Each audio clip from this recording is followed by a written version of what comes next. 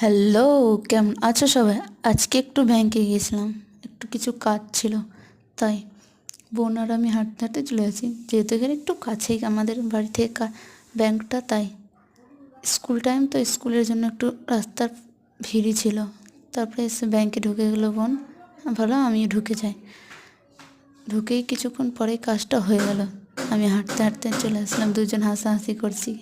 তারপরে স্নান ধান করে চলে আসলাম বাড়িতে। খাওয়া দাওয়া করার জন্য তাড়াতাড়ি চুলটা আঁচড়াতে বললো মা। লাঞ্চের টাইম হয়ে গেছে। আকাশটা দেখো কত সুন্দর না হয়ে আছে। ওয়েদারটা আজকে খুব সুন্দর।